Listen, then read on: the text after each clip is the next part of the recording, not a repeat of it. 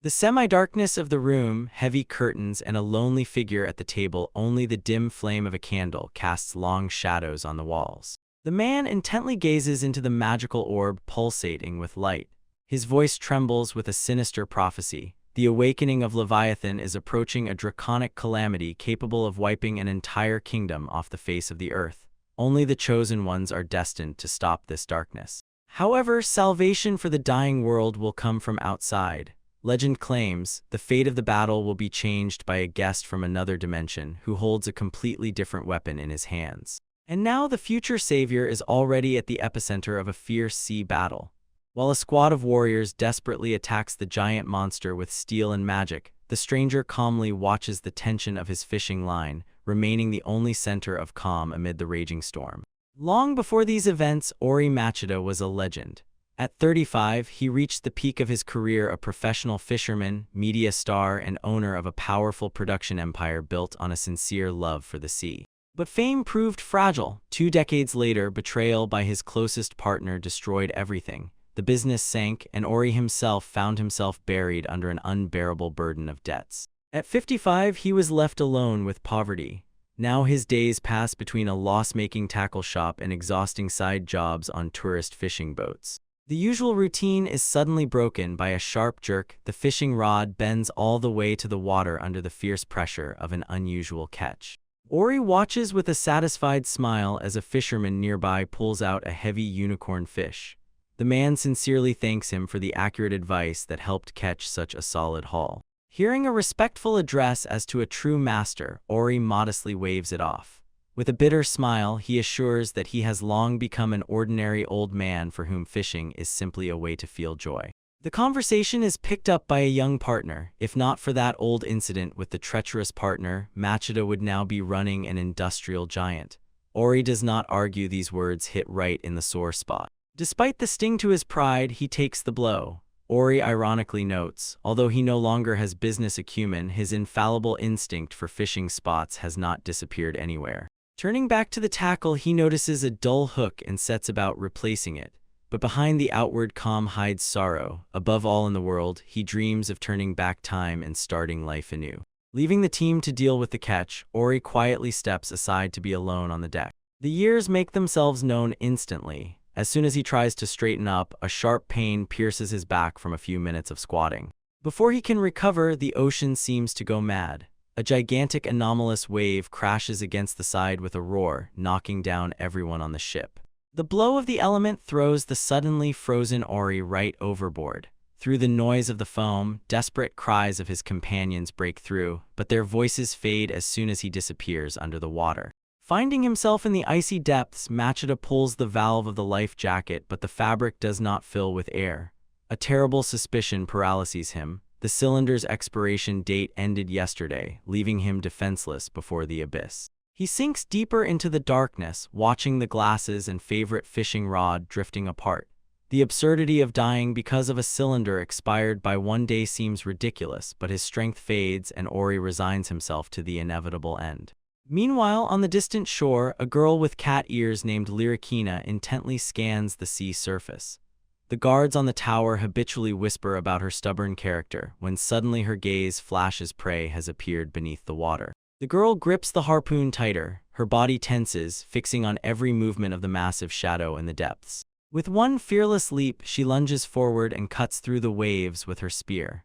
The fishermen on the pier can only stare in shock at the wall of spray from her daring dive. In a moment, Lyrikina surfaces. Greedily gasping for air, she smiles triumphantly through the streams of water running down her face. Meanwhile, on the pier boards lies a coiled strong rope next to a strange patterned object just lifted from the depths. A terrible monster with the head of a bull and the scaly body of a fish is pulled out into the shallow water, its side pierced by a heavy rope. 2 beastmen strain with all their might, and the younger one shouts that the hook is stuck deep in the carcass. Losing tension, the monstrous giant flips over with a heavy splash and instantly disappears into the sea abyss. On the sandy shore, the hunters catch their breath heavily. The elder beastman with wolf ears sighs wearily that such creatures always cause a lot of trouble, and his young partner fearfully reminds him, a much more dangerous predator roams these waters. Their conversation is interrupted by a splash. Lyrikina emerges from the foam.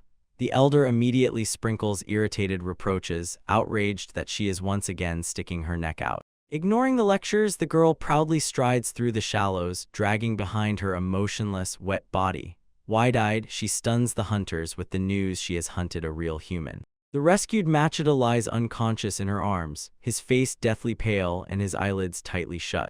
Gradually, the impenetrable darkness disperses, the eyelids twitch, and the first streak of light breaks through the fog of unconsciousness. Opening his eyes, Ori sees before him a girl with real cat ears. She leans over him with genuine concern and tries to find out how he feels. The world before his eyes still swims, but Machida clearly hears her surprised voice as she aloud confirms that there is a human before her. Overcoming weakness, he sits on the sand. Meanwhile, the girl busies herself near the fire, noting that he miraculously escaped becoming food for the deep-sea creatures, while the wolf-eared man heads past them to the supply warehouses. Memories explode in his head. Ori stares blankly at one point, unable to connect falling overboard from the boat with the strange sight he now sees. Looking around the shore, he initially blames everything on the cosplay festival. However, the real wolf ears and tails on the old and young hunters finally shatter this illusion before him are genuine half-humans. Ori rises on trembling legs and shifts his gaze to the sky. There, cutting through the clouds, majestically soars a gigantic winged lizard, utterly destroying the remnants of rational thought. He squeezes the coarse, cold sand with his fingers, feeling its real texture. This is not a delusion or a dream, and an involuntary whisper of complete shock slips from his lips. Digging his fingers into the soil, Ori gazes into a foreign, unknown horizon, and from his lips finally escapes a despair-filled question: where the hell has he ended up? Ori does not take his eyes off the sky, where a gigantic winged beast soars a living proof of impossible reality. Against the backdrop of a strange, bizarre world, even ordinary washed laundry drying nearby seems completely surreal. Next to the bonfire bubbles a large cauldron, and very close to the shore, a massive scaly tail cuts through the water, reminding of predators in the local depths. The girl with cat ears leans forward and asks with disbelief if he really ended up in the water during an ordinary fishing trip. The senior hunter nearby looks at the guest with much greater skepticism. Sitting by the campfire, the elder tries to process what he heard and demands an explanation of the stranger's claim that he came from another world. Ori touches his face and a sudden shock pierces his mind. The skin is smooth, the features have changed, and he looks much younger than his 55 years, almost the same as at 35. The girl brushes off his confusion, noting that one should simply rejoice in the rescue, although Ori begs not to be looked at as a madman. Her curiosity instantly takes over. With a radiant smile, she hands him the drink and insists on telling more about the mysterious fishing. Taking the wooden mug, Machida marvels at such sincere enthusiasm and asks if she is really interested in this craft, to which the girl nods fervently. Ori watches as Lyrikina excitedly flips through an old illustrated book, admiring the drawings of giant fish once caught by adventurers. Clasping her hands in excitement, she shares a cherished dream: to embark on a great journey like the legendary heroes from fairy tales and taste countless varieties of fish. While the guest takes a sip, the young werewolf teasingly mocks the girl, saying she is only interested in a full stomach, not the process of fishing, provoking a wave of embarrassed and loud protests from Lyrikina. But the relaxed atmosphere instantly disappears when the boy casually says, "Fishing as a culture has long been extinct." At this news, Ori chokes and spits the drink everywhere from absolute shock. He freezes in stunned silence, staring ahead, unable to accept the idea of a world where the work of his entire life has become a forgotten myth. Hoping for a mistake, he asks again if the art of fishing has truly disappeared from this world, and the girl sadly confirms the grim truth. The elder and the boy only shrug in surprise, reasonably noting, if the goal is to get food, then nets and harpoons are many times more effective than some archaic fishing rods. Trying to bridge the gap in understanding, Ori thoughtfully explains, for him, it is not just a way to fill the stomach, but a deep, personal confrontation with nature itself. Leaning back and looking at the sky, he processes the terrible discovery in this land. The art of fishing is devalued to an empty sound and used only as a rare trade. Among the tropical bushes, a heavy thought overwhelms him. If fishing here is considered just a useless pastime with no survival benefit, could it really be outdated? The beach is wrapped in silence, broken only by distant cries of winged creatures high above. The realization of helplessness knocks the ground from under his feet, and Ori desperately grabs his head how to survive in a world where no one needs the soul of true hunting.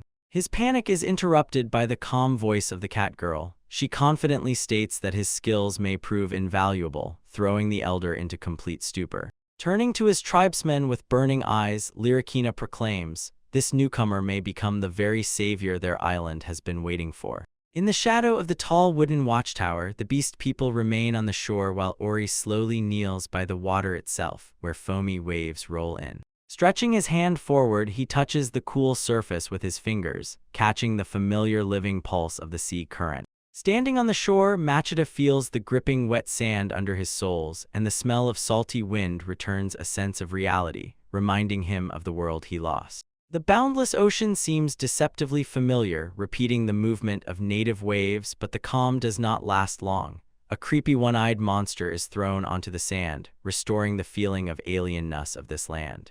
The sight of the bizarre creature is interrupted by a familiar ringing voice. Lyrikina runs closer, and with burning eyes suggests immediately trying to catch something in the local waters. She listens carefully to his objections. Although the sea is nearby, without proper gear it is simply impossible to catch even something here.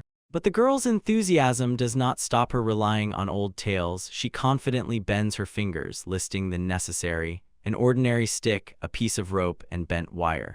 With a wide smile, Lyrikina adds that in books people even fished using magic, which makes Ori's jaw drop completely, until suddenly the conversation is interrupted by a young werewolf calling the elder with some package. Noticing the newcomer's surprise, the gray-haired leader of the wolf tribe steps forward and briefly orders the youth to hand over the brought item. Then the elder turns to the guest, addressing him simply by the name of his race as to a human. While the boy unfolds the fabric bundle, Ori feels a strange trembling, and the young hunter wonders if he is familiar with this object, the sight of which takes the man's breath away. Ori cannot believe his own eyes. The familiar metallic gleam reveals his own gear. A piece of his native home has somehow returned to him in a foreign world. The elder explains that this device was washed ashore by the waves shortly after the man's rescue, guessing that it is a fishing tool, although its design seems completely incomprehensible to them.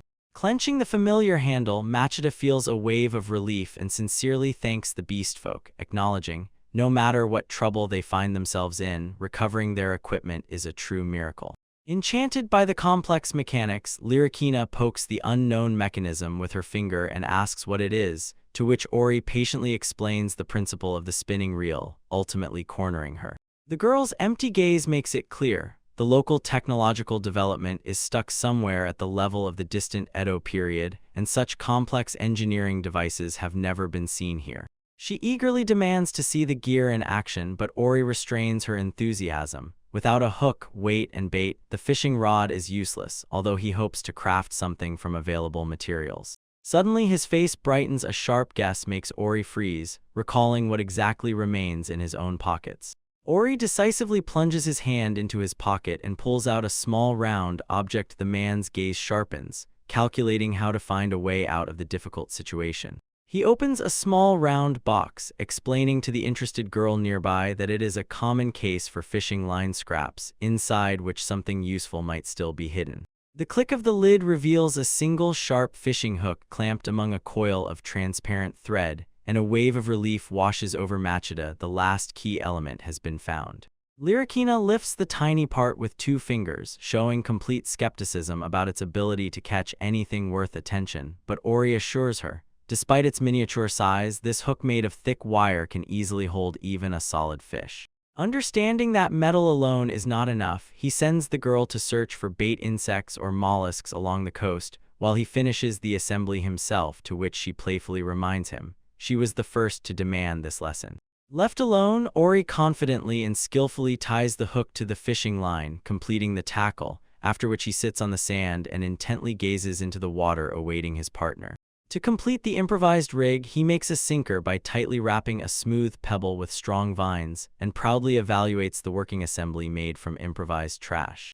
Soon the girl returns, but instead of insects proudly shows a gelatinous, semi-transparent creature, a slug with a distinct cross-shaped mark, in which Ori recognizes the very same bizarre monster seen earlier. The man reaches out to examine the unusual bait, and his fingers gently sink into the pliable surface of the creature, which begins to thicken with a dull, vibrating sensation at the touch.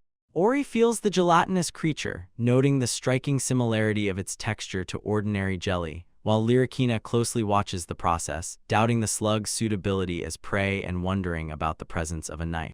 The fisherman does not hide a slight fear. Although he is used to insects, this alien organism makes his heart tighten with uncertainty, but silently accepts the blade offered by the girl with a quiet word of thanks. Clenching the knife handle, he steadies his trembling hand over the creature's semi-transparent body, aiming for the first cut. The sharp blade passes through the soft flesh in 3 precise movements, smoothly separating the needed piece of slime. He carefully pulls the long elastic strip, checking how the material stretches and holds its shape, and breathes a sigh of relief, realizing the unexpectedly high quality of the obtained material. Holding the resilient sample before his eyes, Ori marvels at its properties. It is the perfect natural analog of soft baits and silicone worms from his native world. Immersed in a whirl of technical analysis, he begins muttering to himself about thickness, strength, and optimization of the bait's shape, causing his companions to exchange puzzled glances at his strange behavior. A triumphant smile illuminates the fisherman's face as he raises the ready lure upwards, finally convinced that the find is perfect for the upcoming cast. He sincerely thanks his companion for the luxurious bait, and Lyrica bursts with genuine delight, burning with the desire to see his skill with her own eyes. Ori finally checks the tackle. The familiar weight of the rod fits into his palm while his fingers secure the fishing line before the first throw. He steps into the shallow coastal foam of the waves, accompanied by the sound of the sea surf and the tense silence of the spectators on the shore. His face lights up with a sincere smile, fueled by the familiar rush of adrenaline that always precedes a true hunt. Ori involuntarily recalls his former life where he was bound by others' expectations, constantly looking back at others and fearing their judgment. What a strange irony of fate, to die in the middle of fishing in his own world, only to stand again with a fishing rod in hand on the shore of an unknown dimension. Even the gigantic dragon-like beast nearby no longer frightens him in the very process of fishing. Ori finds a saving point of calm amid the alien landscape. A sharp flick of the wrist sends the fishing line whistling through the air, while a silent question about the surreal turn of his life echoes in his thoughts. He straightens his shoulders like a true master of his craft, for whom fishing is the very essence of being, and performs a flawless swing, sending the lure far beyond the wave line with a loud, distant splash. This virtuoso cast makes Lyrica gape in wonder and scream with delight, while the elder and the young hunter freeze in silent shock at the incredible flight distance. The girl never ceases to marvel at the mechanical reel, enthusiastically mimicking the whistle of the line, and Ori explains with a smile. Such tackle allows safe fishing right from the shore without venturing into dangerous sea depths. The tip of the fishing rod barely twitches in rhythmic jerks, and Machida mentally regrets that he cannot show the audience an even more precise casting tackle operation. The trembling of the tip intensifies, causing a quiet moan from Lyrikina, and Ori quickly warns his partner. Someone is already trying the bait on the other end, indicating a successful start. Suddenly, the blank sharply bends down to the water itself, and the fishing line rings under a series of heavy, confident jerks. Announcing the bite with a victorious shout, he grips the handle with a death grip and begins to reel in his first trophy in the new world. However, during the reel rotation, a slight surprise appears on the fisherman's face. The resistance turns out suspiciously weak, and the tension is utterly negligible for the mythical monsters of this dimension. Pulling the catch to the shore, he sees only a school of small, inconspicuous fish that did not resist at all. Examining the modest catch, Ori explains to the girl that the hook turned out to be too small for serious prey, but does not lose optimism. The very fact of a bite in a foreign environment is already a huge step forward. He assures his companion that next time they will definitely aim for bigger prey, while the ripples on the water deceptively calm down. Suddenly, everything changes sharply. From the foam onto the sand falls a colossal carcass of a giant creature whose size eclipses any expectations.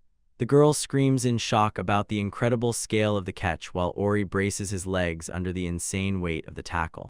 While Lyrikina rejoices at the upcoming feast, Ori looks at the sea giant with growing anxiety. It is too strange that such a massive creature surrendered without a fight, and a sinister premonition suggests that there is some mistake here.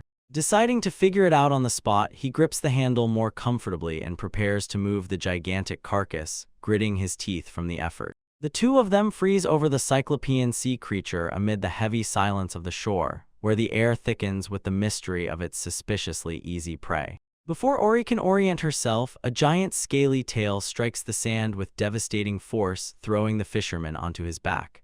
The girl blinks in confusion while the man gasps for air, realizing too late, the monster never even thought of surrendering. Lying on the ground, he stares stunned at his open palm, realizing the obvious. It was not his own physical strength that helped him pull out such a giant. Sprawled on the sand next to the strangely enlarged coil, Ori finally admits the truth. His equipment has undergone an incomprehensible transformation, gaining unprecedented magical power. A tired, self-ironic smile touches his lips as he resigns himself to the limits of his strength. He mutters mentally that you can't go against nature, and in his soul, he remains an ordinary old man.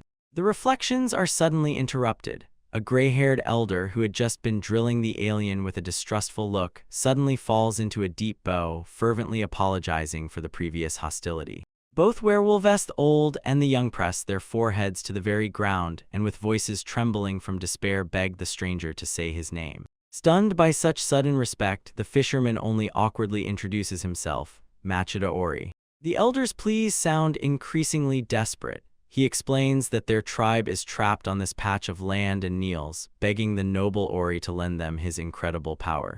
The cause of their horror emerges as a grim picture amid a graveyard of rusty blades and bleached skulls. A creature from the depths, not just a fish, but the legendary sea predator called the Warrior Devourer.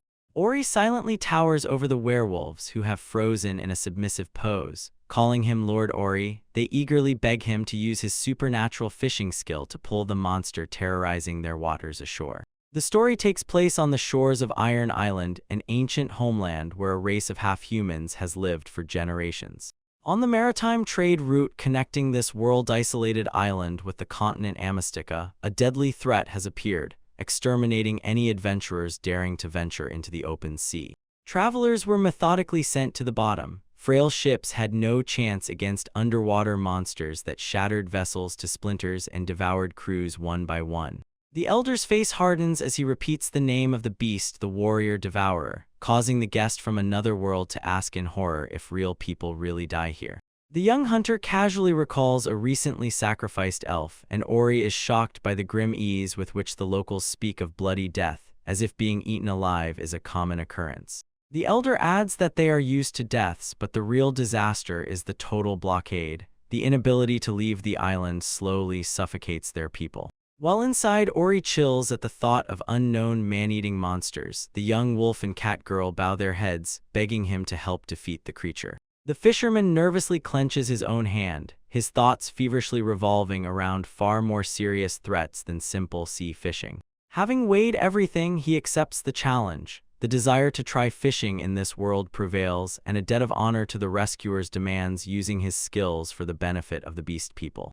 Giving his consent, Ori asks to be brought to the one who knows absolutely everything about the Warrior Devourers. The elder and his companion promise full support in any endeavor with a relieved sigh. The old man pauses for a moment, stroking his chin, and suddenly confidently points a finger at a figure nearby. The best candidate turns out to be Lyrikina. She was the most active in tracking sea monsters. The girl sits aside, fully absorbed in her affairs while the men decide her fate. Hearing about such dedication, the fisherman sincerely admires her, mistakenly deciding that she is driven by a noble desire to protect her native tribe from danger. This naive illusion is instantly shattered by the young werewolf. In reality, Lyrikina is driven purely by a beastly instinct. She simply dreams of devouring these monsters. Nevertheless, Ori still decides to turn to her for the needed information. They approach the shore, where the young hunter calls the girl and announces that their guest wants to ask her about the habits of the underwater predator, while Ori waits with curiosity for the answer. Lyrikina turns around, and there is no doubt. She is literally salivating at the very thought of hunting, and her eyes blaze with fanatical hunger. The young man shyly covers his face with his hand at such an awkward scene. She listens greedily, sharpening her ears as Ori reflects on the rarity of the local fish and casually suggests preparing a true culinary masterpiece from it, instantly sparking her interest. Hearing about food, the cat girl instantly closes the distance and looms over him with burning eyes, demanding confirmation if it is true, completely confusing him with her sudden closeness. Carefully pushing her away due to the overly personal space, Ori shifts his gaze to the huge carcass and confidently states, "Although he has not dealt with such giants before, it is still an ordinary fish, so he knows what to do." The beast people crowd around as the man begins to examine the prey, poking the monster with a long shaft amid the interested whispers of the crowd about the strange human ritual. Ori begins to explain the ancient Japanese technique anicap, piercing the brain to preserve the perfect quality of the meat.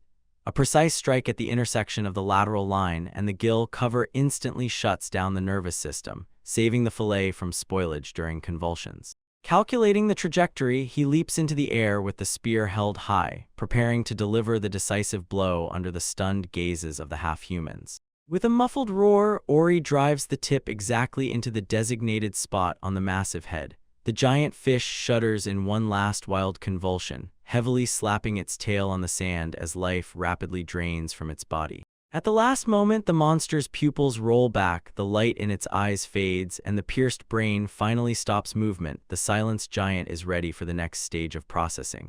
Ori kneels beside the trophy, catching his breath. Lyrikina notes that under his guidance she could have cracked the skull much easier thanks to her beastly strength, to which the fisherman silently agrees without the sudden rejuvenation of his body. This trick would have cost him his life.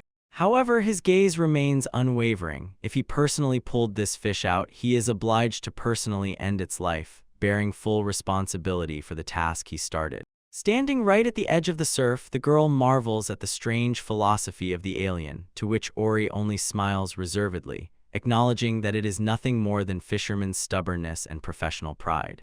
Having finished with the first step, he takes out the blade for the next stage, blood draining. This part of the process seems familiar to Lyrikina, reminding her of her own hunting customs after a successful chase. The work requires jeweler's precision exactly in the gill area. Although masters argue about where it is better to make the incision along the membrane or the arches themselves, the main thing is to ensure the cleanest possible drainage. The blade smoothly slides under the gill cover, cutting through vital vessels, after which Ori drags the carcass to shallow water for rinsing, and the girl marvels at how obedient the giant monster has become in the hands of an experienced master. While the seawater washes the carcass, Ori begins to notice strange details. This prey is nothing like any fish he caught in his past life. A meticulous inspection only confirms the suspicion. The scales are small and almost invisible, the gill slits are narrow, and a massive horn protrudes from the top of the head, turning the creature into something absolutely unique. He leans closer and shockingly examines the bizarre snout. The elongated muzzle and specific shape make it strikingly resemble a horse's head, which looks wild for a sea dweller. A sudden guess strikes like an electric shock, and Ori exclaims the species name. It's the black spinefish. Despite the gigantic size and monstrous appearance, he unmistakably recognizes the familiar fish. A spark of excitement lights up in the cook's eyes. If this is a real spinefish before him, he definitely knows which dish will reveal its flavor to the maximum, and instantly changes the plan for preparing the prey. Turning around, he sees the grateful bows of the werewolves, who hail him as a human master, while Lyrikina dreamily fantasizes about soy sauce. Ori inquires about local spices, particularly miso, to which the beast folk explain. Such exquisite seasonings are considered a rare delicacy and are exclusively associated with humans. Clenching his teeth, he gets to work, trying to pierce the monster's armor, thick as tanned leather, with the blade. The processing requires colossal physical effort. The man has to press the knife with his whole body to make even the first cut. Seeing how helplessly he struggles on the tough hide, Lyrikina decisively steps forward and offers her help while the exhausted Ori tries to catch his breath. Following the classic technique, he first cuts off the jaw and the massive horn, after which he begins to lift the skin near the head, observing how the rough outer layer gradually separates from the fibers. With one sharp and powerful movement, the catgirl strips off the entire skin in one piece, exposing the clean white fillet. Ori smiles approvingly and explains to the beastfolk, the absence of fine scales makes the spinorog an ideal fish for those just mastering the intricacies of filleting. Next in line is the head. After cutting the spine, they, with a joint effort, tear it off from the body, strictly following the rules of professional processing. From the opened abdominal cavity, they carefully extract the giant, wet liver, glistening in the sun. Thanking Lyrikina for her help, Machida takes the massive organ. Both look with delight at its colossal size. Setting the liver aside, Ori skillfully cuts the carcass into 3 flawless fillet parts. Next, he carefully cuts out the dark line of bones along the spine for perfect tenderness of the dish, but leaves the head and bones. They will still become an indispensable base for future rich broths. The knife blade reflects a quick rhythmic tap, chopping the white meat to the desired springy texture, after which the master mixes in the tender creamy liver and the rich salty miso paste. The final touch with spices for perfect balance and the traditional fish enro is ready. Ori proudly presents his creation to the amazed beastfolk who could not take their eyes off him. The tribe crowds around the plate, preparing to taste for the first time the unique gift of the sea, prepared by the hands of a guest from another dimension. Ori watches with surprise as the elder reverently studies the dish, proclaiming it a meal worthy of the highest nobility, which makes the fisherman realize how differently food is valued here. Following the elder, Lyrikina timidly takes the first portion and her eyes widen from the explosion of flavor. She admits that she has never tasted anything like this even in the boldest fantasies from fairy tale books. The first stupor instantly turns into a child's uncontrollable delight. The girl screams loudly with happiness across the entire shore, charging everyone around with her wild energy. Seeing with what appetite they devour the treats, Ori smiles warmly. All the exhausting efforts were worth it to see such sincere and genuine emotions. Deciding not to lag behind the feast, he scoops a portion of his own masterpiece and announces that he is joining the meal. Culinary pride gives way to beastly hunger. While a peaceful atmosphere of a delicious feast reigns in the clearing, a sudden sound or shadow makes him freeze. Ori looks around cautiously, catching a barely noticeable tension in the air. Watching Lyrikina greedily sweep everything off the plate, he feels a pang of anxiety. Is he disturbing the natural balance of this world by introducing such advanced culinary technologies? But internal doubts instantly shatter against the icy reality. Locals casually talk about death and, among other things, mention that elves have recently been devoured by the dozens, completely destroying the entire coziness of the celebration. Cold sweat appears on Ori's forehead, staring at a piece of fish on the spoon. He asks in a trembling voice whether this animal was a cannibal, while Lyrikina looks confused at his sudden paleness. The elder calmly points to the monster's terrifying teeth, and the cat girl unflinchingly agrees that this fish could very well have fed on humans, finally confirming the worst fears. The shock hits below the belt. Ori doubles over, swallowing hard the lump in his throat from the terrible thought of what he is about to swallow. Looking at the tender white fillet, he clenches his jaws tightly. The moral norms of the old world do not apply here, and if he wants to survive, he will have to forget the past and accept the harsh laws of the new reality. With one decisive movement, he sends the portion to his mouth, tightly closing his eyes. Everyone present holds their breath and leans forward, tensely awaiting the human's reaction to the meat of a potential cannibal. Tears roll down his cheeks by themselves, but not from horror, rather from an unearthly, perfect taste. Ori exhales in amazement, realizing that this first piece of the new world will be etched in his memory forever. As soon as the first shock from the food passes, he casts a serious look at the horizon and in a firm tone turns the conversation back to the main topic, the mysterious devourer of warriors. A heavy silence hangs over the campfire. The remains of the feast are pushed aside, and the werewolves and Lyrikina tense up, staring at the guest's face in the face of the inevitable threat. Seeing his unwavering persistence, the elder agrees to reveal the cards and asks if everyone realizes the full seriousness of the situation. Lyrikina's ears twitch as the chief begins to tell the truth about the monster. Instead of long descriptions, the girl simply silently points her finger at the coastal strip, where a solitary wooden post sticks out above the water, driven straight into the seabed. This post turns out to be only the first in a long, perfectly straight colonnade of markers stretching across the entire sea expanse all the way to the shore of a distant continent. Examining this strange landmark, Ori recognizes a rare natural anomaly, the phenomenon of the ebb tide, which exposes underwater isthmuses. He is thrown into anxiety, as he has never had to fight underwater predators on such a critical shoal. Lyrikina's face darkens with a grim memory. Lowering her eyes, she begins to tell in a trembling voice about that fateful day when she first came face to face with the horror named Devourer of Warriors. Lyricina explains that despite the heightened senses of the beast people, capable of catching the slightest rustle, she did not feel any threat at all. The memory of how she stood carefree in the shallow water next to the hidden monster still chills her to the bone. The water around her feet remained completely calm, giving no sign of movement until the very second of the attack. The predator appeared as if from nowhere, leaving no chance to react. When the girl clarifies that the creature emerged right from under the ground, Ori instantly becomes alert, clinging to this unusual detail. While she awkwardly sighs over her own carelessness, the fisherman feverishly puts the puzzle together, puzzling over how a sea creature managed to attack from beneath solid earth. Lyricina confesses it was not blind luck that saved her life, but a strong adamantite knee guard that took on the full destructive power of the predator's jaws. She points her finger at the deep dents on the metal. Clear bite marks engraved on the super strong armor serve as a chilling proof of the monster's terrible strength. Ori unexpectedly asks to be given the mangled armor, causing complete incomprehension in the girl, since for her it is already ordinary useless scrap. With a confident smile he declares, although the true appearance of the beast remains a mystery, the lure plan is ready. He will make the creature bite the very armor it tried to feast on.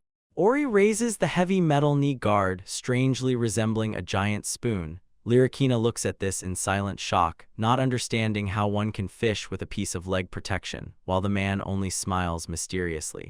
Turning to the tribe, he asks if there is a blacksmith on the island capable of working this metal. He does not intend to use the bulky shield in its original form and wants to give it the desired shape.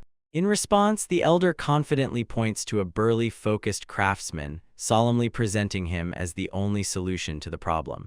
Meanwhile, a crowd of villagers gathers outside the forge. Locals whisper skeptically about rumors that the stranger brought by the elder intends to defeat the warrior devourer, considering the idea complete nonsense. Inside the forge, the dull ringing of a heavy hammer sounds. The craftsman takes up the task with stern concentration, while Lyricina and her companions watch anxiously to see if a human tool can really be made from rare adamantite. The blacksmith methodically bends the heated metal, carefully rounding the edges of the blank under the watchful, tense gaze of the fisherman. Finally, the artisan wipes his sweaty brow and announces the work finished, causing a wave of relief among all who stood by the anvil. The result of the work is a pair of shiny adamantite plates in the form of massive oscillating lures, which Ori examines with a radiant smile. The legendary material has been transformed into the perfect bait for his unconventional method. He sincerely thanks the master for the flawless work, to which the breathless blacksmith notes, although adamantite does not lend itself to fine processing due to its extraordinary hardness, the product turned out to be armor-piercing, and he eagerly demands the customer's verdict. Shifting his gaze to the sea horizon, Ori quietly states, now only the most important thing remains to hook the legendary warrior devourer, and a heavy tension hangs over the shore, marking the end of preparations. With a daring smile, the fisherman takes full responsibility and raises the gleaming adamantite lure above his head, which shines in the sunlight with the anticipation of a great hunt. The next morning, rumors about the fight gather a huge crowd on the shore. Ori is amazed by the number of spectators, and Lyricina notes that the looks of the beast folk are filled with anxiety and last hope. Among the crowd, skeptical chuckles are heard. One of the residents shouts that at least he will provide the brave man with a worthy burial, while others twirl their fingers near their temples, watching the madman with a thin rod and a tin can in his hands. But despite the grim prophecies and the pressure of the crowd, Ori feels a strange inner calm. The familiar weight of the rod in his palm returns a crystal clarity of thought before the start of the task. He realizes an unexpected truth. In this new world, he is nobody, completely free from the burden of past failures, and this anonymity returns to him that pure, childlike joy of fishing that he had not felt for many years. With a refined, smooth motion, he swings, sending the bare metal lure flying over the water surface amid the shocked whispers of the spectators who do not understand how one can catch anything with an empty, shiny piece of metal. The blank whistles through the air, producing a sharp, metallic sound, and the fishing line smoothly unwinds following the bait. The colossal flight distance makes the crowd gasp in surprise, prompting Lyricina to proudly explain to the onlookers the work of the amazing device called a reel. Everyone holds their breath, watching its rhythmic operation. Ori sharply jerks the rod upward to animate the lure, instantly reeling in the slack line with the handle. Under the water surface, the heavy iron piece perfectly mimics the chaotic movements of the wounded prey, rising and diving with every jerk of the tackle. He smiles contentedly, feeling the lure play and flutter in the depths no worse than a live fry under the measured clicking of the mechanism. Turning back to Lyrica, Ori explains the difference. If ordinary bait attracts fish with its own smell and life, then an artificial spinner requires a completely different approach. He emphasizes, since it is only a soulless imitation, it is the skill and hand play of the fisherman that make the predator believe the deception and go on the attack. This technique literally breathes life into a cold piece of metal, turning the fake into a flawless target solely thanks to the exquisite skill of the retrieve. Ori sums up, if live bait fishing is passive waiting, then spinning is active aggressive hunting, like a direct attack. The girl nods understandingly, watching the change in tactics. Another swing and the artificial fish cuts through the water with a soft splash, rapidly diving into the depths. During the fall, the polished sides of adamantite catch a random ray of light, casting a bright reflection through the murky thickness. At that very moment, from the darkness of the sandy bottom explodes a huge maw studded with sharp teeth, and with a furious whirl it clamps the shiny lure tightly. The fisherman's reflexes act instantly. Ori's eyes flash as the rod bends into a bow under the weight of a sudden devastating strike. A victorious shout announces a successful hook set, but at the other end there is an unbearable weight. It seems as if the hook is stuck at the very bottom of the ocean, making the heart pound wildly from intense tension.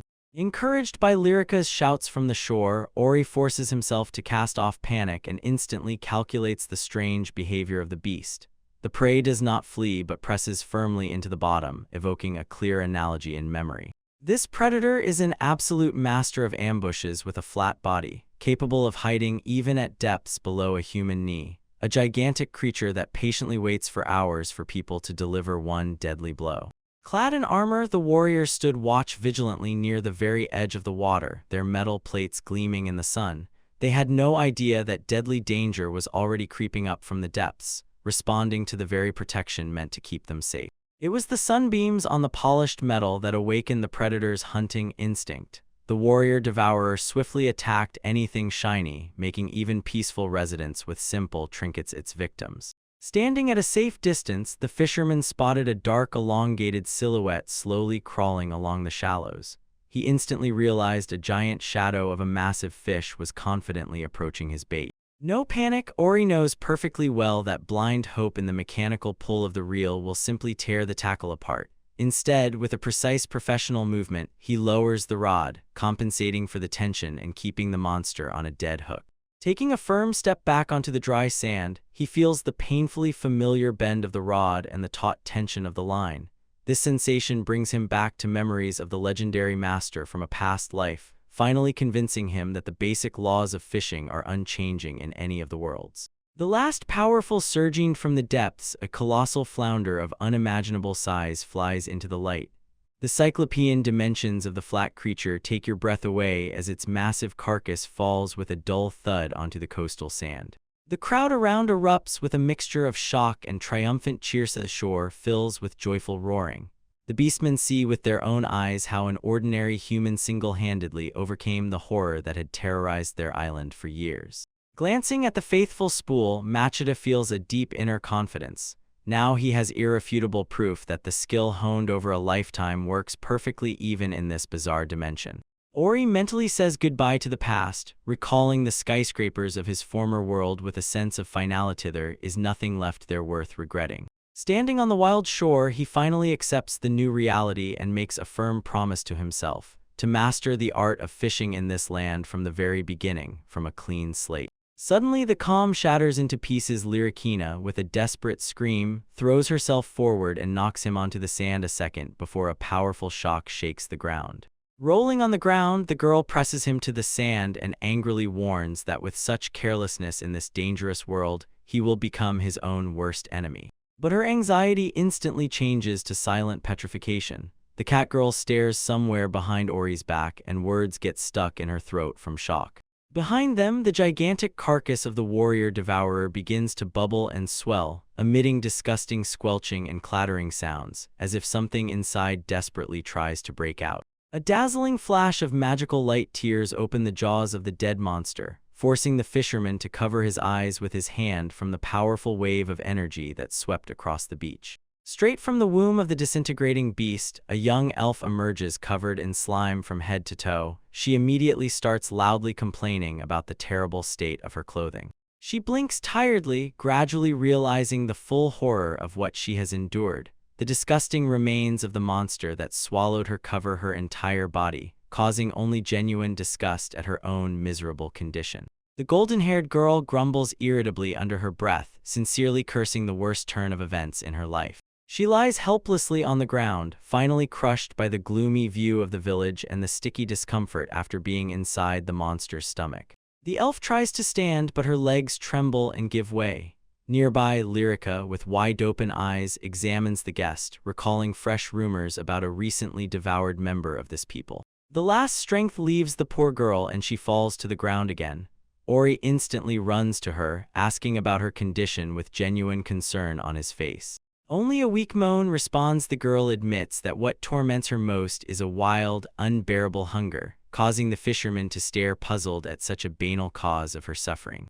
While the rescued one is being seated on a bench, Lyrica notes, if she still has the strength to grumble, she will definitely live. However, the elf complains of complete weakness, forcing Ori to carefully check her condition again. Realizing that the person urgently needs food, the fisherman begins to sort through the available supplies, noting the presence of basic spices, salt, pepper, and sugar.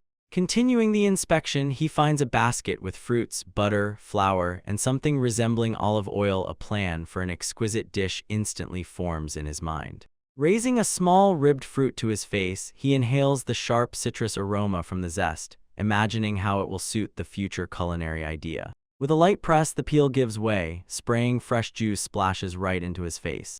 Carefully biting the pulp, Ori recognizes the familiar sour mandarin. The taste and shape turn out surprisingly familiar, while Lyricina watches his tasting with interest. Shifting his gaze to the giant fillet of the fallen devourer of warriors, he notes its striking resemblance to flounder meat, opening the way to prepare a true culinary masterpiece. Work heats up. With confident chef's movements, he generously seasons the tender fillet with a pinch of salt and freshly ground pepper. Heating the pan with a mixture of butter and oil, Ori carefully coats the fish in flour, creating the perfect base for the future appetizing crust. The kitchen fills with loud sizzling as the fish fillet lays skin side down on the hot surface to create a deep golden color.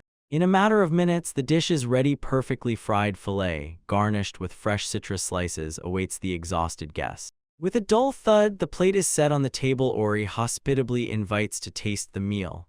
Lyricina opens her mouth in admiration of his culinary talent, but the master only smiles confidently, reminding that fish is his main element. The aroma instantly reaches the elf, making her lean forward. Lyricina's envious look, whose stomach is already growling, forces Ori to promise a portion for her as soon as they feed the injured one. Before touching the food, the girl prayerfully folds her hands and quietly hums strange melodic phrases in an unknown language. The fisherman blinks in surprise until Lyricina explains that it is an ancient elvish dialect. Lowering her eyes to the rosy fillet, the elf woman asks with noticeable doubt in her voice whether the meat before her is really ordinary. Ori automatically utters a professional culinary term, explaining that it is classic meunier, but immediately feels awkward at how absurd the high terminology sounds in this wild land. Accepting the answer, she finally spears a piece with her fork and carefully brings it to her mouth. At that very moment, her eyes flash with absolute shock and otherworldly bliss. The elf woman cannot hold back an admiring exclamation from the incredible pleasure of the taste. Suddenly, it dawns on the elf woman that this exquisite delicacy was just prepared from the very creature that swallowed her, and the fork clatters from her fingers. Ori tries to smooth the situation by comparing the monster to an ordinary flounder, and Lyrica repeats the unfamiliar word with curiosity. A sudden attack of nausea forces the girl to recoil, and her body is seized by a sharp, uncontrollable cramp. The elf woman vomits directly into a bucket. Their delicate figure trembles from spasms while the fisherman stares in complete shock at the scene. Wiping her mouth with a trembling hand, she demands furiously an explanation of what disgusting thing she was just fed. Ori begins to stammer helplessly, panicking as he wonders if he has violated some sacred religious taboo of her people. But suddenly the air seems to leave his lungs. The dreadful truth finally reaches his consciousness. the creature he so carefully filleted recently dined on a living human. The blow of a devastating moral crisis knocks the ground from under his feet. The realization of what he has done, even if unconsciously, shatters his inner peace completely.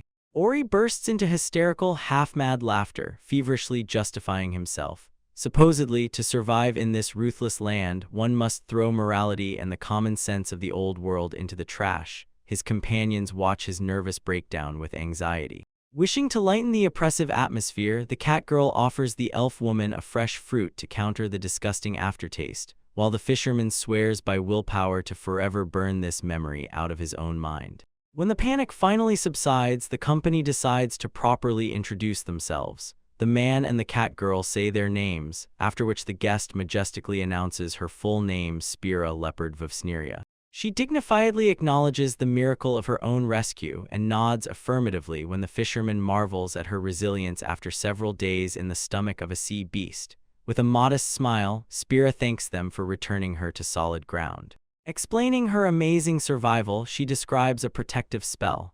A shimmering barrier shielded her from dissolving in the monster's digestive juices while she waited for the right moment. Ori initially thinks she was just stalling for time before an attack, but Spira clarifies. She could have escaped at any moment, but her complete inability to swim made the open ocean many times deadlier than the fish's stomach. At Ori's question about the reason for traveling to such a remote island, the elf's face lights up with excitement. She eagerly begins to talk about the legendary carbuncle fish, for which she came here. The girl goes into details about the creature's biology, explaining that at the peak of the mating season, this unique species undergoes an amazing transformation, forming a priceless growth on its scales. With a theatrical gesture, she reveals the main secret. Real precious stones grow on the fish's body, and her entire mission was to collect this rare treasure. Ori tightly clenches his fist from a mixture of shock and delight. He cannot comprehend the diversity of the local fauna, from giant man-eating flounders to living jewelry veins. He looks at the horizon with a broad, sincere smile, finally realizing the fact. For a person with his passion, this unfathomable world is a true paradise on earth. The fisherman makes a specific professional joke, to which Spira only grimaces, stating that such flat humor literally stops her brain from working. The elf shifts her gaze to the beast people, demanding confirmation whether they really hunted the giant that swallowed her. Lyrica briefly nods, and Ori only marvels at her casual attitude toward such a heavy prey. Carefully examining the fishing rod, Spira does not hide her admiration for the tool capable of pulling out such a monster, marveling at its unusual design. She confesses, seeing the tool so imbued with powerful magic, it becomes much easier to believe their story, which sincerely shocks Ori herself. The elf woman begins aloud to enumerate the magical spells cast on the fishing rod. Enhancement, enchantment, longevity magic, and extremely rare ownership charms. To confirm her words, she tries to turn the reel handle, but the mechanism emits a sharp screech and resists her fingers firmly. And although she acknowledges the magical nature of the tackle without question, the girl still finds it too hard to believe the fairy tale about Ori's arrival from another world. The elf woman's entire body is still covered with the sticky slime of the monster, and a sincere disgust appears on her face. With a grimace of despair, she declares an urgent need to wash, while her companion mockingly reminds her that she literally just sat in the stomach. In search of salvation, they find a cozy spot by the water where warm steam rises over the stones. The dusty travel clothes fly onto a nearby branch, drying in the fresh air. Immersed in the hot water, the girl blissfully exhales the warmth of the natural spring, washes away not only the sticky dirt, but also all the horror of the captivity endured, giving a feeling of absolute happiness. Relaxed, she mentally admits that she greatly underestimated the half-humans, expecting at most a bucket of cold water instead of a luxurious thermal spring, while her companion laughs cheerfully, admiring the view of the mountains and river. The carefree calm is broken when the cat girl loudly calls Spira by name, forcing her to emerge from her sweet dreams. At that very moment, the water surface before them explodes. A massive dark silhouette of a fish leaps into the air amid a wild splash, its scales glittering in the rays of light. The giant fish falls back into the river with a heavy rumble, covering both girls with a dense wall of spray, and disappears underwater again. Seeing the elf woman's petrification, the cat girl casually remarks that these waters are full of fish capable of growing gemstones, causing Spira to jump to her feet, fiercely demanding an explanation for why such an important detail had been kept silent until now. The company watches in fascination a luxurious patterned fish whose scales shimmer with the promise of precious gems. The beast people freeze in amazement, while Ori recognizes in the creature the features of an ordinary carp. He confidently asserts that this variety is a pure Nishikigai, pointing to the characteristic bright coloration that distinguishes it from the gray wild relatives. Drawing on the experience of his world, Ori explains, contrary to myths about artificial breeding by humans, such a phenomenon arose as a natural mutation. He recalls old chronicles that described the sudden appearance of red, blue, black, and white patterns in the wild. But the scientific lecture instantly turns to a practical question. Ori explains that such beauties are kept for aesthetics, not food, yet the catgirl's eyes already blaze with a predatory spark, and she greedily asks if this fish can be eaten. Despite the shared excitement, the fisherman unexpectedly announces the end of today's outing, puzzling his companions with the sudden decision to leave.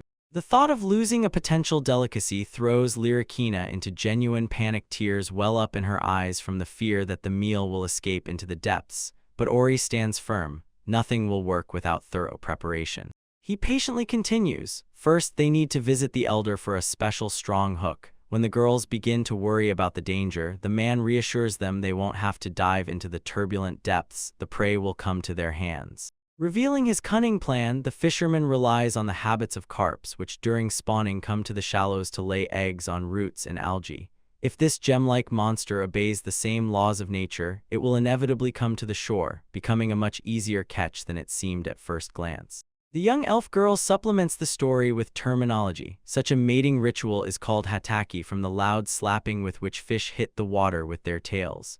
Lyrikina listens with her mouth open, impressed by how many scientific subtleties a true master holds in his mind. Stunned by the depth of his knowledge, the cat girl notes that such meticulousness is almost frightening. Ori only asks her to stop portraying his passion as something creepy, fully focusing on the preparation. On the way to the water body, the mood of the group shifts to culinary. Lyrikina is already licking her lips, demanding a meal from the remains of the previous catch. Spira watches his confidence with light irony, and the fisherman himself leads them to the shore with firm steps.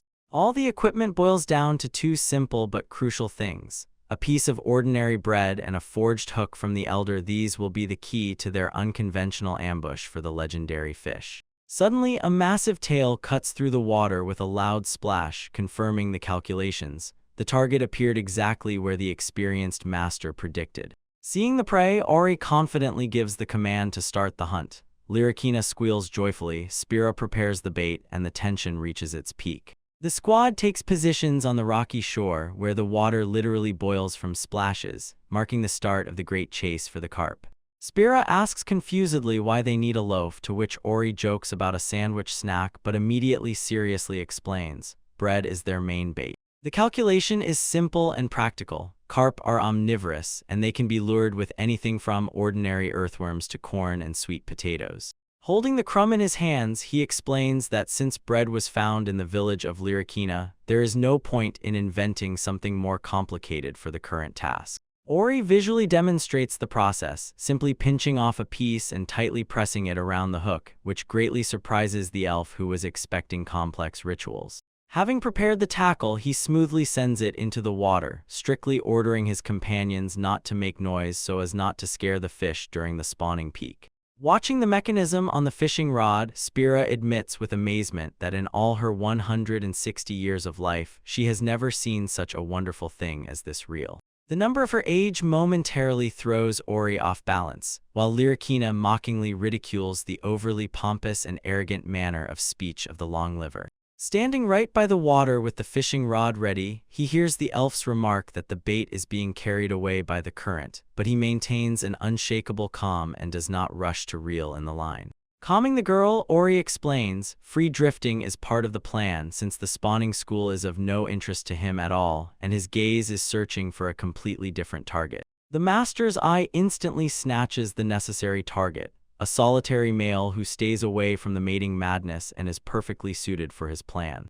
Turning to the girls, he shares his guess. Precious stones form exclusively on the bodies of males of this species, causing the companions to exchange surprised glances. The whole secret lies in the small white bumps, the mating rash that appears on males during this period and in this magical world has taken the form of real gems. Watching a piece of bread sway on the waves, Ori ironically recalls the old life, where these growths were just ordinary natural features without any material value. Underwater, a massive shadow smoothly glides toward the bait. The scaly giant ignores the school, fully focusing on the solitary tasty piece on the surface. Blank sharply bends into an arc from a powerful jerk, and Lyrikina exclaims excitedly, announcing the long-awaited attack. Ori stops her enthusiasm, explaining that carp are extremely cautious. They suck in and spit out food several times to check it before reliably swallowing the hook. The fishing line whistles taut like a string. One sharp, precise movement with the hands drives the hook firmly into the prey's mouth. A powerful splash breaks the water as the fish throws itself into battle, but the fisherman confidently quells the furious first jerk, steadily turning the reel and controlling the fish.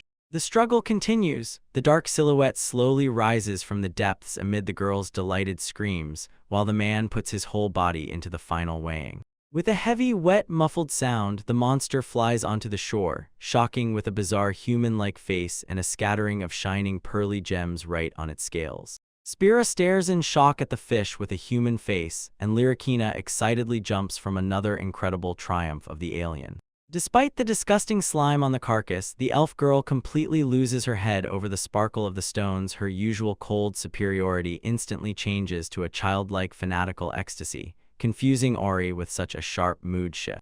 Watching their madness, he only sighs wearily but agrees to take to the stove, provoking a storm of applause and joyful cries in anticipation of the delicacy. The process begins with the announcement of mandatory steps. The fish must be quickly put to sleep and bled while the girls are already stamping impatiently to taste the lunch. With a short exhale, Ori lowers the heavy cleaver. A blow of incredible force cuts the huge carcass in half, making him himself freeze for a moment from his own new power. The blade passed perfectly straight, slicing through the thick scale armor and dense spine with one flawless movement. The companion enthusiastically notes the convenience of bodily enhancement magic, and the fisherman mentally agrees, looking at the amazing results of his strength. Dipping his fingers into the abdominal cavity, he carefully pulls out the dark, wet bladder, sighing with relief that he got it out intact. The cat girl is already flying forward hoping to grab the treat, but Ori sharply stops her. This is the gallbladder, the most bitter and dangerous part of the carcass. This organ is deadly. If pierced, the caustic bitterness will poison all the meat, and accidental consumption leads to severe intoxication, organ failure, and even death. Having removed the danger and thoroughly rinsed the resilient fillet, they move on to the fire, mixing sake, sugar, and soy sauce in the cauldron for the future rich broth.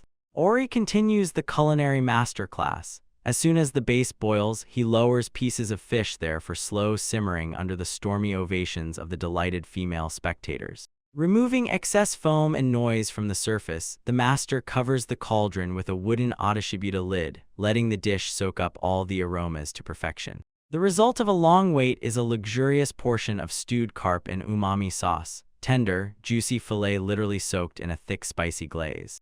Under the glow of the full moon, the company gathers around the campfire. The night silence is broken by joyful exclamations when Ori confesses that the slow simmering of the dish took a full 3 hours. Having speared an appetizing piece of fish with a fork, he hospitably invites everyone to taste the fruits of their joint labor. Sending the first portion to their mouths, the trio simultaneously feels the full depth and complexity of the mountain dweller's flavor. The quality of the dish exceeds all expectations. The catgirl literally howls with unearthly delight, while Ori notes that the crystal-clear mountain water made the meat incredibly fresh, completely removing its muddy aftertaste. The fisherman looks approvingly at the elf girl, who this time without hesitation takes to the food, to which Spira clarifies. The previous fear concerned only man-eating fish, and this isolated mountain prey was definitely not threatened by human victims. They peacefully dine to the quiet chime of utensils until the conversation touches on the safety of the local area. Ori points to the absolute calm of the river, recalling that no one has ever heard of attacks in these waters, and the companions gladly agree with this cozy fact. But suddenly Spira's facial expression changes eerily. Her pupils dilate and glaze over, her fingers weakly drop the fork, and her features are distorted by a grimace of wild despair.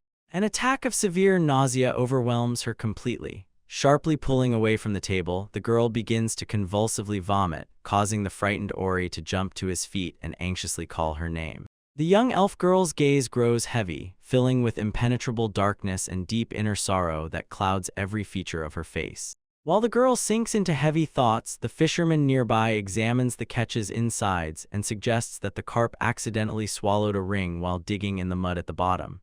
He patiently explains the fish's habits to his friends, although Spira's aura continues to radiate pure hopelessness. Concern for the guest's condition grows. Ori realizes that if he does not pull her out of depression, her fussiness with food will only increase and ultimately undermine her health. He tries to understand what exactly broke her spirit, harsh reality or her own unattainable expectations. Noticing a scatter of shining gems nearby, the man instantly shifts the topic to a practical direction, nodding towards the treasures to somehow distract the girl from her heavy emotions. To the question of what to do with the stones, the elf girl indifferently throws out without raising her eyes. Sell them in the guild to provide the squad with necessary coins. Meanwhile, the cat girl behind continues greedily devouring dinner, completely unaware of the tension around. Ori mentally breathes a sigh of relief. The maneuver of changing the subject worked, albeit partially. Spira adds that the found ring can also be profitably sold, showing remnants of pragmatism through a veil of sadness. She watches as Machida twists the ornament in his fingers, already calculating in his head a solid profit from selling it in the guild. Looking more closely, the elf girl notices a complete absence of traces of magical enchantment, which seems extremely strange for such exquisite jewelry work. While the fisherman admires the skill of forging, comparing the item with expensive jewelry from his world, the girl sternly warns, the true effect of the artifact remains a secret until someone wears it. But she doesn't manage to warn in time. Ori carelessly slips the ring onto his finger, causing the elf girl to scream in horror and deliver a sharp slap automatically, which makes the man stagger backward.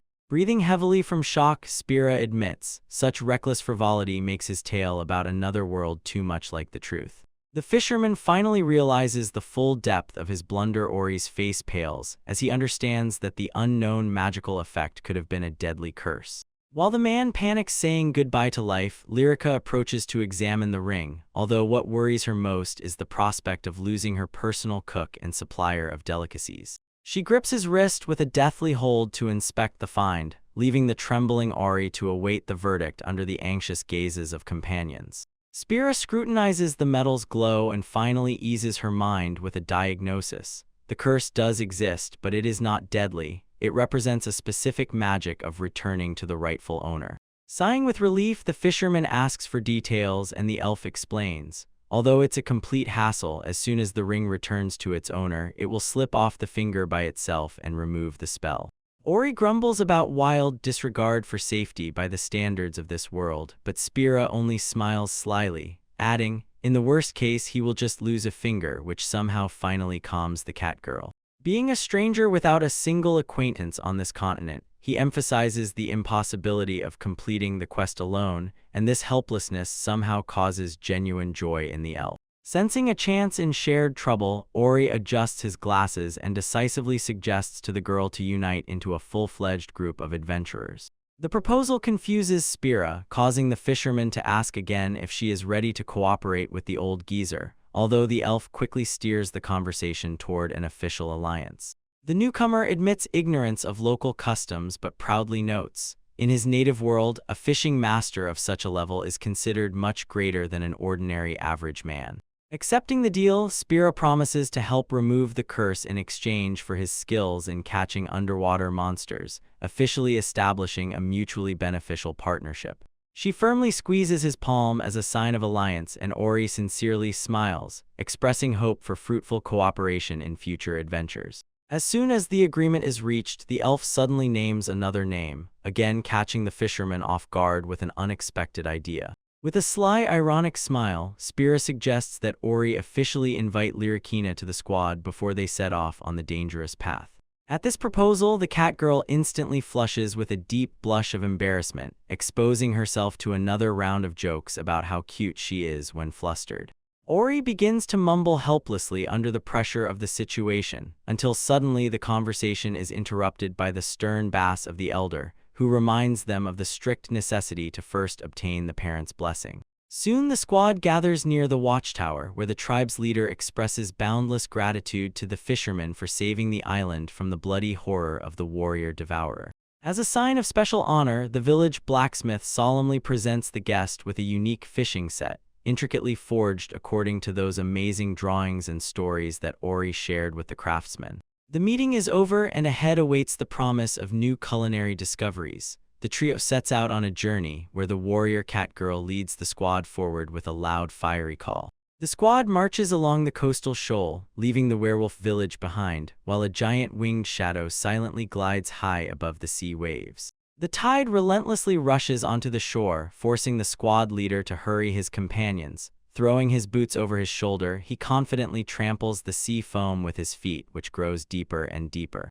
Fatigue weighs on the shoulders, the legs feel like lead after the exhausting passage, but the soul is calm with the thought that the deadly deep-sea monsters are far behind. While the warrior cat girl energetically waves goodbye to the hospitable hosts, the elf calmly reassures the squad, assuring that such monsters in these parts are an exceptional rarity. But the peaceful silence is instantly shattered by an aerial attack. A colossal feathered predator falls like a stone from the sky, sinking its dead grip of claws into the fisherman's heavy backpack and tearing him right off the water surface. The companions freeze in silent shock, their eyes widen with horror as their leader is helplessly pulled right from among them. A desperate scream echoes over the bay as the giant bird, with strong wing beats, lifts the human prey high into the sky, rapidly moving away from the shore. From a secret hideout, a horned woman slowly lowers her spyglass with a predatory smile on her lips. Although the primary target was the elf, this human captive will suit her plans no less.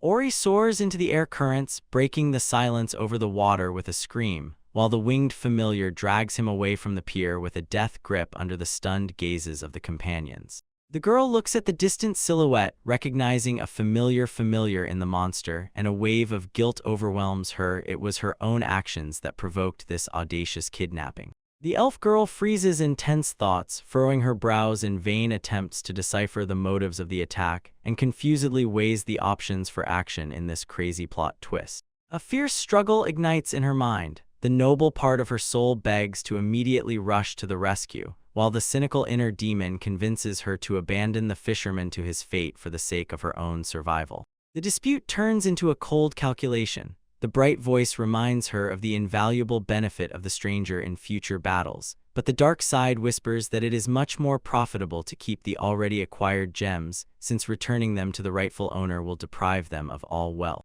But the cynical thoughts are instantly shattered by the harsh remark of her partner. Spira finally realizes the terrible truth. The treasures they argued over are no longer with them. The catgirl points to the sky, outlining the disaster with one merciless fact. The precious gems are right now flying into the heavenly distance along with their kidnapped friend. Without hesitation for a second, she dives into the surf at such speed that the elf girl only blinks in shock when a fatal detail emerges in her memory. Ori transferred the treasures into his backpack simply because he was the only one with free space left. While a desperate chase continues on the shore, a giant bird confidently holds its course forward, taking the captive further and further. Ori helplessly dangles in the creature's claws, gripping the fishing rod with a death grip under the whistle of the headwind. He forces himself not to struggle, soberly understanding the situation. Panicked movements will only lead to a fatal fall onto the coastal rocks, but the absurdity of the situation clouds his mind until his gaze hits something colossal ahead. From the sea waves rises a huge arched structure that covers the entire horizon. Stunned by the scale, Ori mesmerizedly examines the majestic reef, whose perfect curve towers high above the water surface. The landscape evokes a powerful flash of nostalgia, reminding him of the famous Engetsu Island from Wakayama Prefecture. Although there was a protected rock there, not a living reef, the incredible similarity brings a warm, bitter smile to his face. Quiet evenings of squid hunting emerge in his memory, when the sun slowly sank below the horizon through a similar stone arch, a memory of a simple and peaceful past that sharply contrasts with his crazy flight. But as the bird approaches, the man notices a whole string of similar structures protruding from the water in a clear rhythmic order. Initial excitement changes to anxiety due to the unusual quantity and strange, segmented shape of these reefs. The icy truth is revealed as soon as they fly right over them. This is no stone, but a colossal, time-bleached skeleton of a gigantic sea leviathan, whose cyclopean ribs and skull half rest in the crystal-clear water. The sight chills the blood. The realization of being in a completely different, cruel world overwhelms him with ruthless clarity, while ahead on the high cliffs, a coastal city of white stone emerges, the final point of his forced flight. Machida looks down in shock as he flies over the white stone settlement, his eyes widening at the sight of ancient bones on the shoulder. Scale of the remains finally convinces him. This world surpasses any human fantasies. Suddenly, the predator's claws unclench with a sharp click, and a piercing scream cuts through the air as the bird drops its cargo. With a heavy crash, Ori falls right onto the tiled roof of a building, while the feathered thief ascends like a candle into the heights. Stunned by the harsh landing, the man only croaks confusedly, trying to gather his thoughts. His first instinctive movement is to grab his gear and breathe a sigh of relief. The trusty fishing rod survived the terrible fall without a single scratch. Climbing onto a pile of soft sacks, the fisherman already begins to naively hope that all nightmares are behind him and he has finally found a safe place. But that hope shatters completely as soon as he raises his eyes. Looming above him are burly, grim figures with heavy fangs, whose gazes are full of predatory curiosity and undisguised threat. Cold sweat covers the fisherman's forehead abundantly from a terrible suspicion he has just traded one deadly trouble for another. Before he can move, a woman named Mal steps forward, causing the surrounding thugs to instantly gather. With a sly politeness, she apologizes, explaining that they were hunting a completely different prey, and his arrival is only the result of an unfortunate mistake by their subordinates.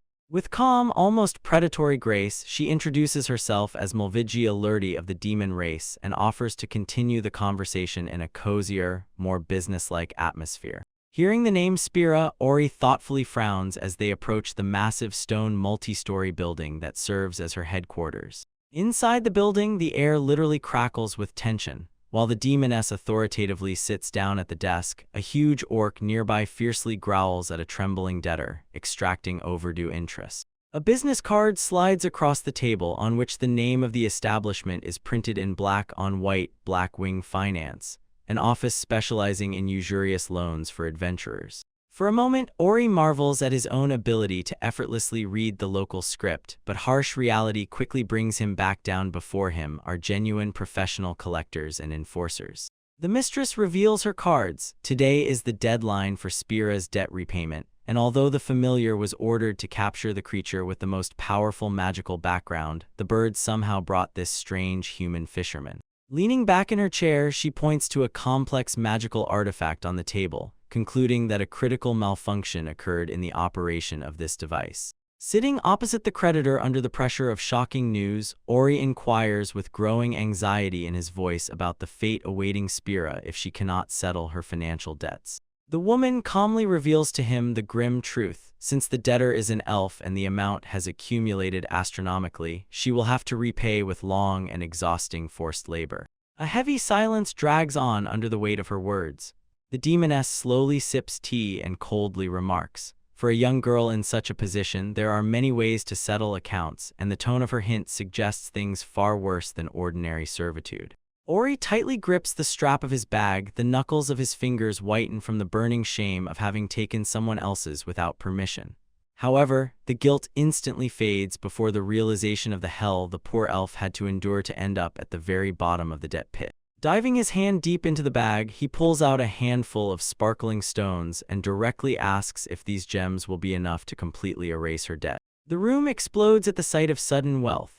One of the massive guards slams his fist on the table with a crash and, staring wide-eyed at the huge crystal, growls that one such stone easily amounts to 20 million bars. A sudden devastating blow interrupts his scream. With one motion, the mistress kills the giant into the floor, instantly silencing the screamer.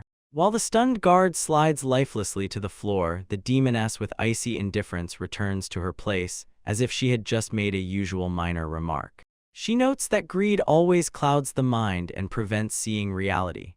The fisherman can only silently nod while the woman with professional meticulousness raises a jeweler's loupe to her eye to assess the treasure. She examines the crystal in the light, and the curiosity on her face quickly changes to mocking disappointment. The stone turns out to be too light, and its dull shine lacks the depth of a real gem. Pointing to small air bubbles inside the rock, she emptily clinks and throws the fake onto the table, declaring the fairy tale wealth to be ordinary glass. Meanwhile, on the stone cornice outside, someone's hand with predatory precision sneaks up on a bird that suspects nothing. Cat instincts prevail. With a wild, excited shout, the girl rushes forward, aiming at the feathered familiar. The agile huntress catches the bird right in the air and lands with a victorious cry, while the stunned animal shockingly stares at its kidnapper. Having climbed onto the high balcony, Lyrikina looks over the railing and impatiently urges her partner, to which Spira below snaps irritably, making it clear she does not have such beastly strength for climbing. Sighing, the cat girl offers to carry her friend on her back amid the elf's dissatisfied grumbling. Spira mutters that if she had flight magic, she would never in her life have ended up in the stomach of a sea monster. Eventually, they find a comfortable position by the window, through which they see Ori and his new acquaintances gathered around the table.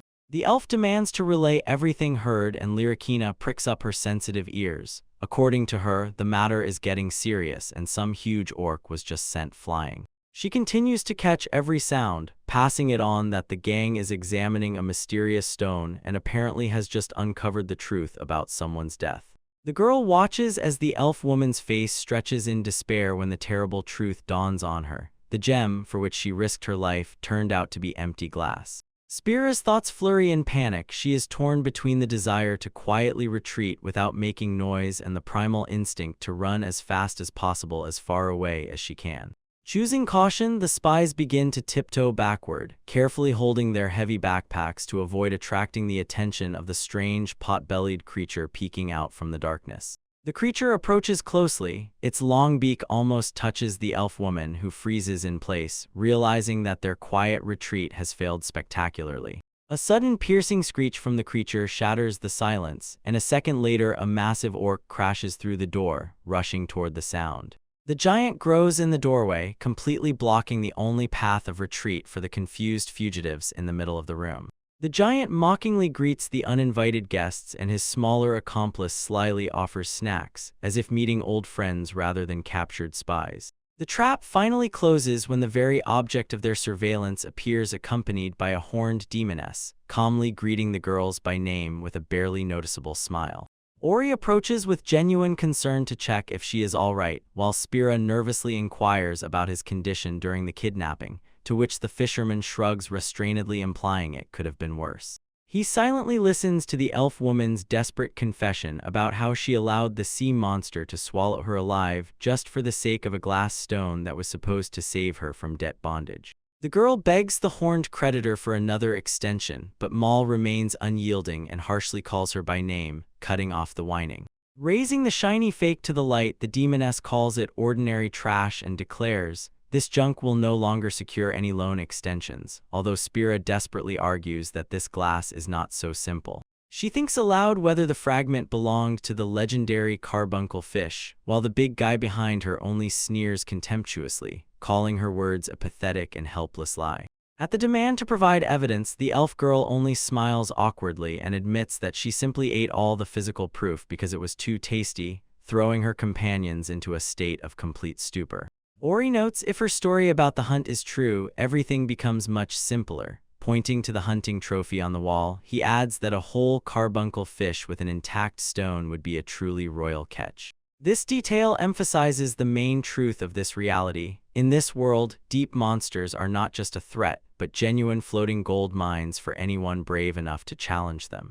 Ori breaks down the situation. If they catch the fish and settle the score by the deadline, disaster will pass them by, but Spira's eyes fill with horror as she recalls that the deadline is today. The fisherman looks at her intently and doubt awakens inside. Could these underwater creatures really be worth such wild despair? Sensing his hesitation, the elf girl folds her hands pleadingly and approaches closer, literally tearfully begging the master to catch this fish for her. Behind this mask of helplessness hides cold calculation. The girl is confident that a pitiful performance will easily make the man follow her lead. But the fisherman's reaction shatters all her expectations. Instead of cheap admiration, he confidently places a heavy hand on her shoulder and unexpectedly, with a firm, profound voice, asks her not to carry such an unbearable burden alone. Another's pain resonates in him as a personal wound. Tears well up in Ori's eyes from memories of his own debt noose. He promises not to pry into the reasons for her downfall, but guarantees full support as soon as she is ready to open up. A poignant moment is suddenly interrupted by a horned creditor. Having overheard their conversation, she steps forward and with undisguised curiosity asks if before her stands the very master capable of conquering the sea monster. The answer to the question is a loud warlike cry from Lyrica. A cat girl full of wild energy jumps forward, preparing to announce their next decisive move. Lyricina announces their intentions with wild militant energy. They will drag this fish ashore and force it to submit by strength.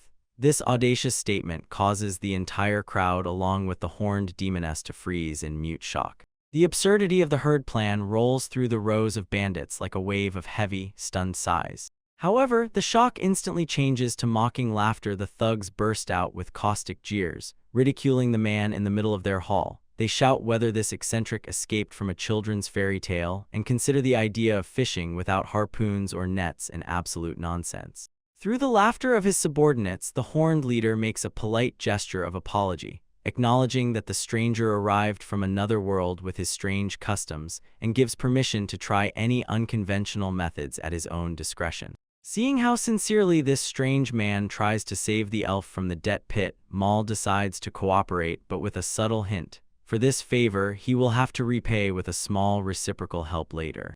Soon Ori is already vigorously grinding unknown stones in a heavy mortar. Spira stares puzzled at this strange process, forcing the fisherman to explain that the powder is made not from an ordinary pebble. He calls the mineral hematite and reveals the plan to turn it into a special red paint. Having obtained the raw material from the horned lady's mines, the man watches as the elf carefully sieves the crushed ore to the state of weightless dust. Holding the rich crimson powder in his palm, Ori calls it Bingara and tells about its historical significance, reminding that in his world, this compound served as an indispensable anti-corrosion protection for the bottoms of fishing vessels. Next, he carefully covers the giant hook with a mixture of Bingara, walnut oil, and pine resin, applying ancient technologies to ensure the survival of the tackle at depth, while the heavy rope is immersed in a solution with the same mineral, so that the fibers are completely soaked with a protective layer. As soon as the rope absorbs enough of the mixture, the work moves to the connection knot. The soaked cable is securely fastened to the metal of the hook before the next stage of processing. With one smooth, graceful wave of his hand, Spira releases a magical impulse that instantly sucks all the moisture out of the equipment. The air hums with the power of magic, leaving the rope completely dry in seconds. Evaluating the result of the magic, Ori runs his fingers over the dry fibers and marvels at the incredible effectiveness of the spells thanks to magical assistance. The texture of the rope became strong and the coating laid perfectly. Enchanted by what he saw, he wonders if the girl used wind magic, but Spira clarifies. It is a moisture absorption spell which she usually uses against slugs or giant frogs whose life fully depends on water in their bodies. Accepting the explanation, he secures the prepared rope to the hook's eye with a strong C knot, after which he solemnly takes out the final and most important element of his unique rigging. The last touch is a dazzling faceted gemstone in which Ori recognizes the glass crystal of the carbuncle fish. The stone brightly sparkles in the sun, promising to become the perfect bait for their future prey.